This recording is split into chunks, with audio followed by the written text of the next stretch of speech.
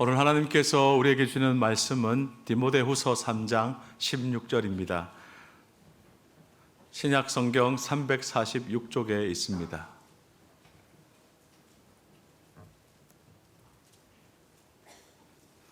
모든 성경은 하나님의 감동으로 된 것으로 교훈과 책망과 바르게 함과 의로 교육하기에 유익하니. 아멘. 한 목소리로 같이 한 번 더 읽겠습니다. 모든 성경은 하나님의 감동으로 된 것으로 교훈과 책망과 바르게 함과 의로 교육하기에 유익하니. 아멘. 내가 무엇인가 선택하고 결정할 때 어떤 권위에 근거해서 하고 있는가?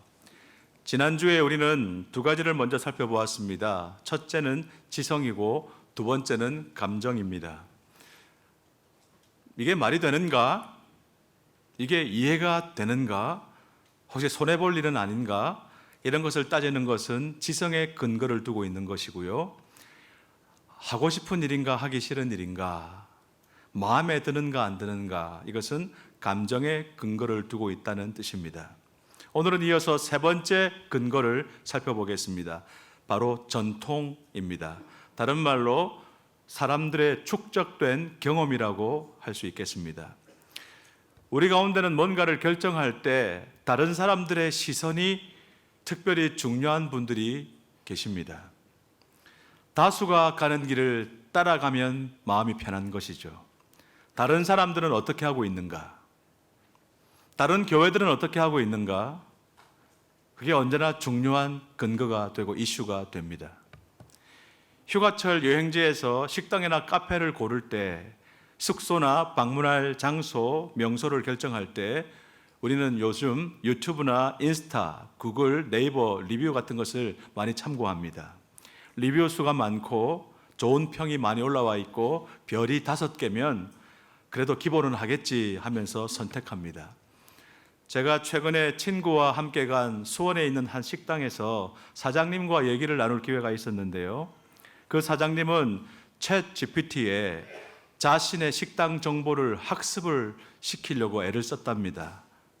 그래서 사람들이 수원에 이런 메뉴를 좋은 좀 식당에서 먹고 싶은데 어디가 좋아요? 이렇게 찾으면 챗 GPT로 찾으면 나올 확률이 높아간대요. 그런 게 있나 봅니다. 우리가 생각하는 것보다 훨씬 더 많은 선택과 결정을 자신이 아닌 다른 사람을 기준으로 삼아서 하고 있습니다. 경험과 전통이 권위의 원천이라는 뜻이죠. 한경직 목사님, 참 훌륭한 목사님이신데 영락교회를 세우셨죠. 수지에도 영락교회가 있고 우리나라 전역에 영락교회, 스피릿을 공유하는 영락교회들이 많이 있습니다. 그리고 저 캘리포니아에도 있고요. 영락교회 담임 목사님 출신 목사님의 얘기를 들었는데요. 한경직 목사님은 이렇게 하셨어요. 한 목사님은 그렇게 하지 않으셨어요. 영락교회는 그렇게 하는 교회 아닙니다. 이렇게 말씀하시는 중직자들 때문에 목회가 많이 힘들대요. 옥하늘 목사님은 이렇게 하셨어요. 하영조 목사님은 이렇게 하셨습니다. 너무너무 귀하고 존경할 만한 어른 목사님들이신데요. 물어보지 않아도 사랑의 교회나 온누리 교회는 이렇게 합니다 하면서 말씀하시는 분들이 계십니다. 또는 우리 집안은, 우리 엄마는, 전문가들은 이렇게 하면서 자기 주장을 내세웁니다. 또는 나는 한 번도 그렇게 해본 적이 없어요. 이런 말도 자주 하죠. 다 같은 말입니다. 전통과 경험이 권위의 원천이 되고 있다는 뜻입니다. 그런데 한번 생각해 보십시다. 나는 예배 때 찬송가를 불러야 은혜를 받는데 어떤 사람은 복음성가를 불러야 은혜를 받죠. 머리 갈 것도 없이 여러분 중에 상당수 성도님들은 할렐루야 찬양대의 찬양이 좋아서, 그리고 오르간 반주와 함께하는 이 2부 예배의 분위기가 1부나 3부, 4부보다는 더 좋아서 오시는 분들 계실 거예요. 또 반면에 3부 예배 때는 이 밴드 반주자들과 함께 드럼 소리를 들어가면서 좀 일어나서 이렇게 경배와 찬양을 하고 이게 훨씬 은혜가 되는 분들도 계시겠죠. 뭐가 맞는 겁니까? 어떤 사람들은 목사님이 이 더운 7, 8월 여름에 넥타이를 매지 않고 강단에 서면 분노가 일어납니다. 그런데 어떤 분들은요, 목사님이 이 더위에 넥타이를 이렇게 매고 있으면 안 그래도 목도 굵고 짧은데 너무 답답함을 느끼죠. 뭐가 맞는 겁니까? 제가 어떻게 하면 좋을까요? 어떤 교회는 악기를 전혀 사용하지 않는 예배를 드립니다. 시편 찬송만 부르기도 합니다. 어떤 교회는 드럼 소리가 들리지 않으면 찬양을 안 부른 것 같습니다. 어떤 교회는 예배당에 이런 긴 장의자가 있어야 안락하고 예배 제대로 드리는 느낌이 있고요. 어떤 교회는 극장식으로 안락한 개인용 의자에 앉아서 예배를 드릴 때 더 집중이 잘 된다고 말하는 분들도 있습니다. 누가 옳습니까? 뭐가 더 성경적입니까? 어떤 사람은 찬양을 할 때 새 힘을 얻는데 어떤 분들은 자신의 이야기를 누군가 진지하게 들어줄 때 새 힘을 얻기도 합니다. 어떤 분들은 간절히 함께 기도하면서 서로 기도로 응원할 때 힘을 얻는다 하고요. 어떤 사람들은 삶의 이야기를 설교 시간에 재미있게 잘 풀어줄 때 위로받는다고 합니다. 또 어떤 분들은 말씀을 쪼갠다 그러죠. 하나님의 말씀을 다른 교회에서는 들어본 적이 없는 깊은 수준으로 쪼개서 말씀만 이렇게 들려주면 그게 진짜 설교다 좋아하는 분들도 계십니다. 누구에게 맞춰야 할까요? 항상 나에게 은혜가 되느냐 안 되느냐, 나에게 새 힘을 주느냐 주지 못하느냐, 나에게 익숙한가 그렇지 않은가, 항상 이렇게 기준 삼고 선택하시고 결정하시면 그건 나의 경험, 나의 만족에만 초점이 맞춰져 있다는 뜻이고요. 내가 왕이라는 뜻입니다. 사랑하는 향상 성도 여러분, 전통이나 경험, 나에게 익숙한 것, 나에게 소중한 사람들의 의견을 선택의 근거로 삼는 것이 잘못되었다고 말씀드리는 거 아닙니다. 그러나 이 전통의 힘이 얼마나 큰지 유대인들은 그 전통의 힘으로, 율법을 생명처럼 소중하게 여기는 그 전통의 힘으로 예수님을 십자가에 못 박았다는 사실을 기억하셔야 합니다. 나의 전통, 나의 경험, 나에게 옳은 것, 나에게 익숙한 것을 넘어서 성경은 뭐라고 말하고 있는가? 주님께서는 이런 상황에서 어떻게 말씀하셨는가?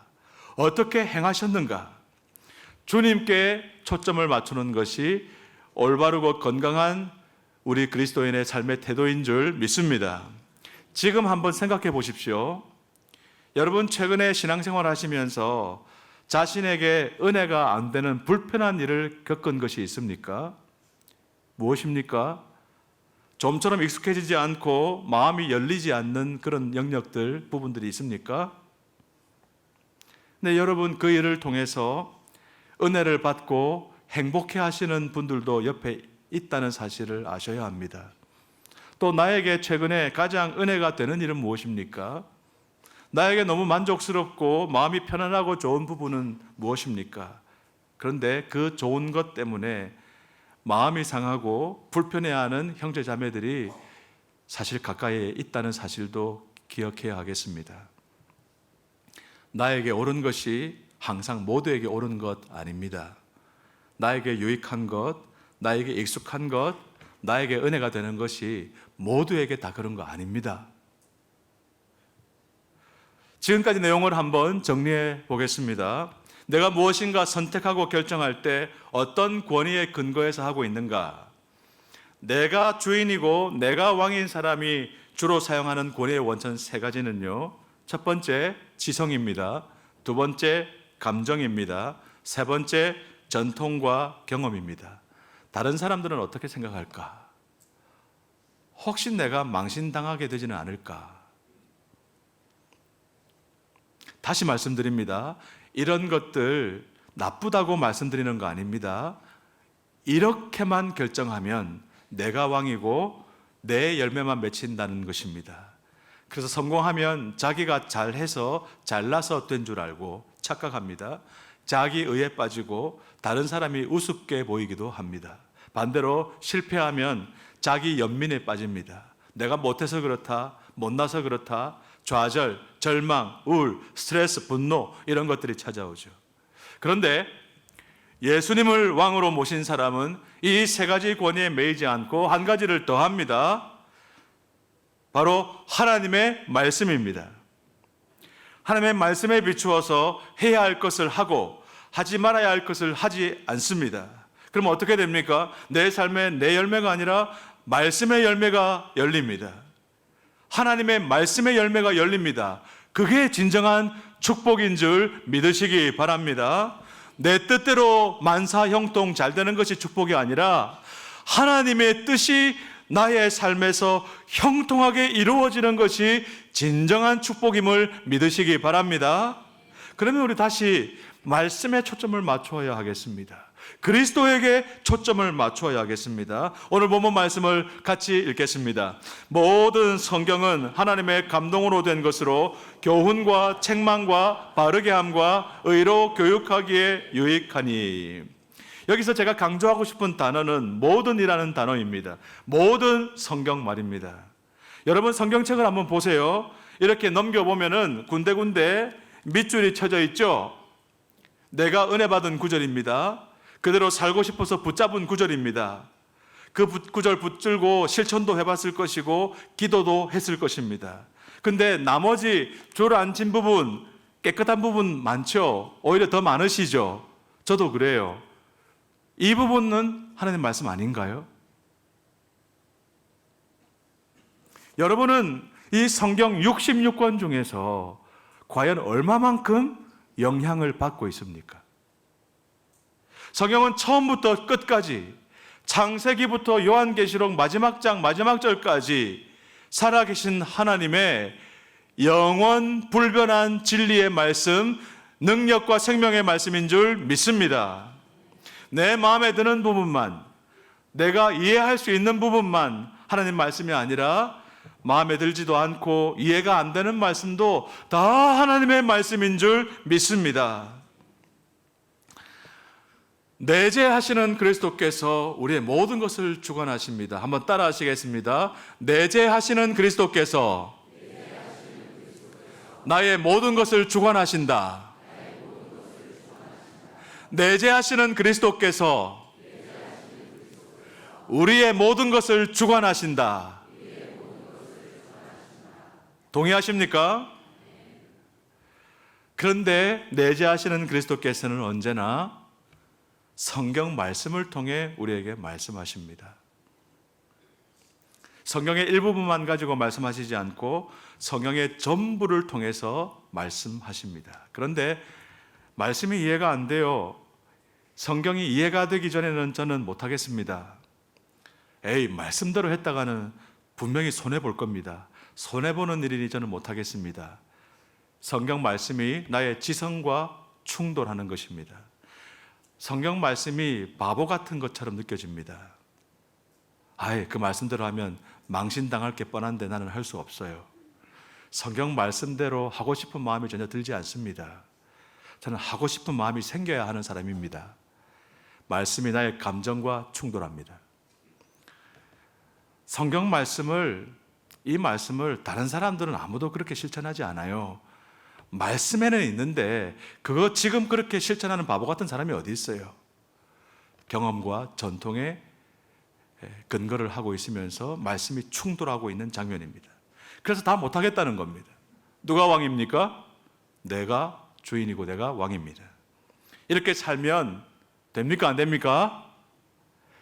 될 수도 있을 것 같아요. 구원은 받을 수 있을지 모릅니다.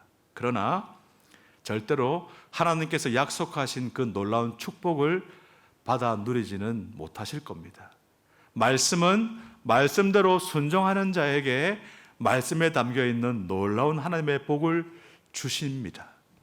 반드시 주십니다. 실천하는 자에게 주십니다.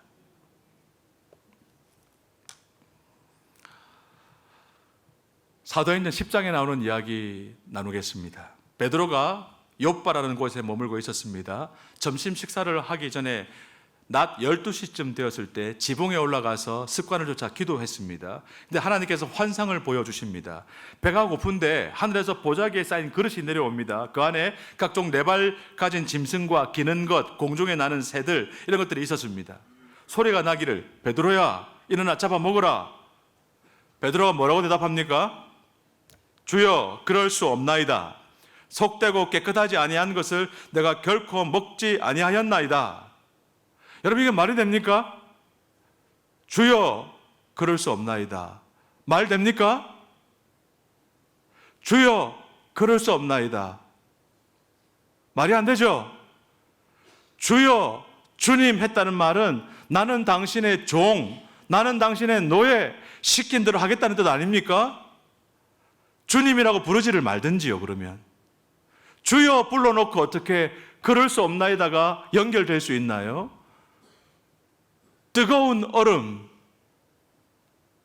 말이 됩니까? 차디 찬 불꽃, 말이 안 되잖아요.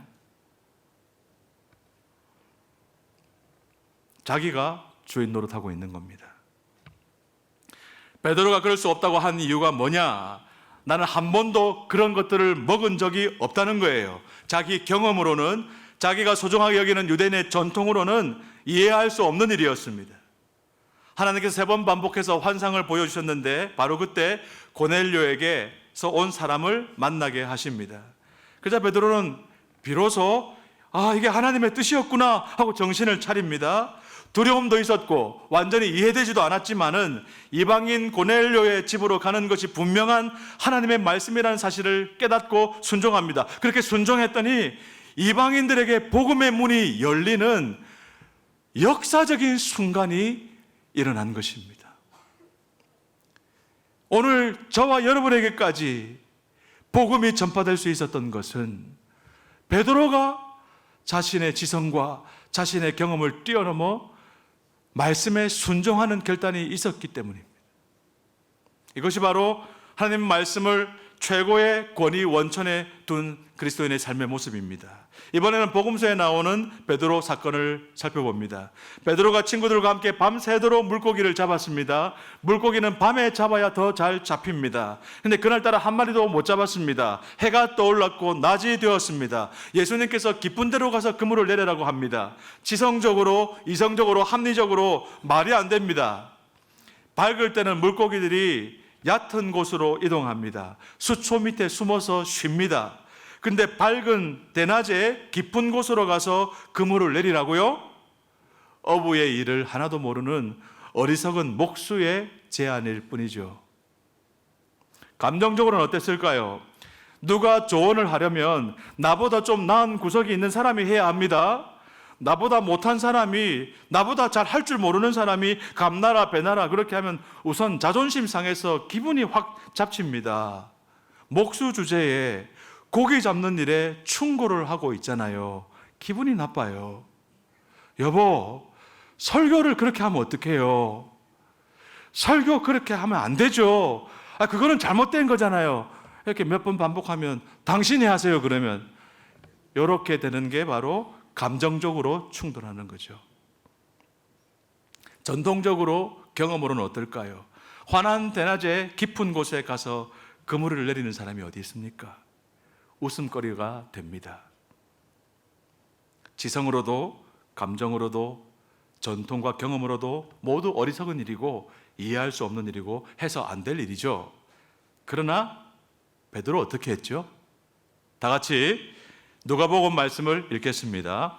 시몬이 대답하여 이르되 선생님 우리들이 밤이 새도록 수고하였으되 잡은 것이 없지만은 말씀에 의지하여 내가 그물을 내리리이다 하고 그렇게 하니 고기를 잡은 것이 심히 많아 그물이 찢어지는지라. 주님 말씀하시면 내가 나아가리다. 내가 하나님의 말씀에 근거해서 내 할 바를 행할 때 하나님께서 하실 바를 행하시는 겁니다. 다시 말씀드립니다. 주님이 말씀하시면 내가 나아가리다. 주님 말씀이 이해가 되면 내가 나아가리다. 아닙니다. 주님 말씀이 마음에 들면 내가 나아가리다. 아니에요. 주님이 말씀하시면 내가 나아가리다. 이 말씀에 순종해서 내 할 바를 내가 할 수 있는 만큼 최선을 다하여 하려고 할 때, 그때 하나님께서 하실 바를 행하시는 겁니다. 사랑하는 우리 향상가족 여러분, 저와 여러분의 선택의 최종 권위는 하나님의 말씀이 되어야 합니다. 내 지성과 감정과 전통과 경험이 말씀보다 앞서면 내가 왕으로 사는 것입니다. 여러분, 언제든지 최종적으로는 말씀 앞에 비추어 보시는 습관을, 말씀으로 최종 결제를 내리는 저와 여러분의 습관이 회복되기를 주의 이름으로 축원합니다. 오늘 말씀을 한 번 더 같이 읽어볼까요? 오늘 본문 말씀입니다. 모든 성경은 하나님의 감동으로 된 것으로 교훈과 책망과 바르게 함과 의로 교육하기에 유익하니. 사랑하는 향상가족 여러분, 성경은 하나님을 위해서가 아니라 저와 여러분의 행복을 위해서 주신 겁니다. 본문 마지막에 유익하니라고 되어 있지요. 뭐가 유익하다는 것입니까? 모든 성경 말씀요, 창세기부터 요한계시록까지 모든 66권 말씀이 다 유익하다는 겁니다. 누구에게 유익하다고요? 저와 여러분에게 유익하다는 것입니다. 믿는 것만 가지고는 안 되죠. 체험해 봐야죠. 성경이 정말 우리에게 유익한지, 성경이 정말 하나님께서 우리를 행복하게 만들어 주시기 위해서 주신 선물이라면 어떤 선물인지 선물을 한번 열어봐야죠. 그리고 사용해 봐야죠. 성경대로 살아보지 않고 순종해 보지 않고 성경이 정말 우리에게 어떤 유익을 주는지 어떻게 알겠습니까? 제 친구 선교사 가정 이야기를 나눕니다. 둘째 아들이 논산훈련소에서 기초 군사훈련을 받고 저 전방에 자대 배치가 되었습니다. 입대 후 100일이 되면 정기 휴가 나오죠. 5박 6일입니까? 4박 5일입니까? 어쨌든 휴가를 나옵니다. 그런데 이 아들은 부모님이 외국에서 선교하고 있으니까 휴가 나와도 갈 데가 없어요. 부모님이 면회도 못 옵니다. 아들 면회 가겠다고 선교지를 떠나서 한국에 오겠다 그러면 선교 본부에서 누가 좋아하겠습니까? 그래서 이 엄마 선교사님이 군에 가 있는 아들, 쫄병으로 고생하고 있는 이 아들 너무 보고 싶은데 휴가도 면회도 어려운 이런 상황이 마음에 좀 힘들었어요. 그래서 설거지를 하다가 푸념처럼 이렇게 내뱉었다고 합니다. 하나님, 어떻게 저희는 아들 면회도 한번 못 갑니까? 우리 아들 너무 보고 싶은데 어떻게 아들 휴가 나와도 엄마 밥 한번 못 먹어봅니까? 하소연을 했대요. 그런데 며칠 후 한국에 파송교회 집사님 한 분으로부터 연락이 옵니다. 선교사님 맞으시죠? 선교사님, 지금 아들 군대 가 있죠? 제가 두 분 대신에 면회를 가고 싶은데 괜찮을까요? 하고 연락이 온 거예요. 소름이 올랐다고 합니다. 자초지종이 이랬습니다.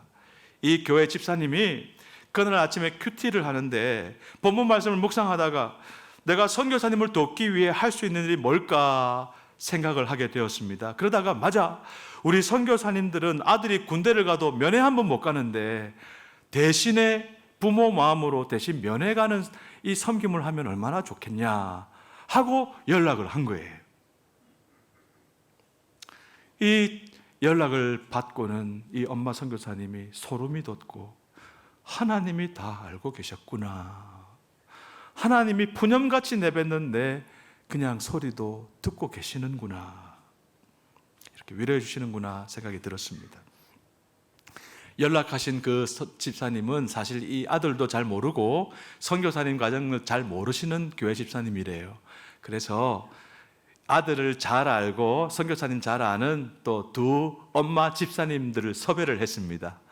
그래가지고 파송교회 세 분의 엄마 집사님들이 그날 아침에 김밥을 말고 잡채를 만들고 전을 부치고 그 시즌 제철 과일들 사가지고 깎고 씻고 다듬어가지고 그렇게 갔답니다. 그래서 아들한테 잡채를 먹이고 전을 먹이고 김밥을 먹고 함께 과일 먹는 사진을 이렇게 찍어서 보냈는데, 그 사진을 본 선교 현장에 있는 선교사님 아빠 엄마가 어땠을까요? 하나님이 다 알고 계시는구나. 이 사명의 길 흔들리지 말고 열심히 달려가야 되겠다. 사랑하는 여러분, 이게 우연일까요? 어떻게 해서 이렇게 아름다운 이야기가 일어날 수 있을까요? 우리가 볼 때는 별 존재감도 없어 보이는 이름도 모를 한 집사님께서 늘 하던 대로 그날 아침에 큐티 하셨어요. 하나님 말씀에 귀 기울이고 묵상하고 어떤 말씀 어떻게 적용해 볼까 할 때, 순종했을 때 아름다운 하나님 나라 이야기가 쓰여지는 것입니다. 주님 말씀하시면 내가 나아가리다.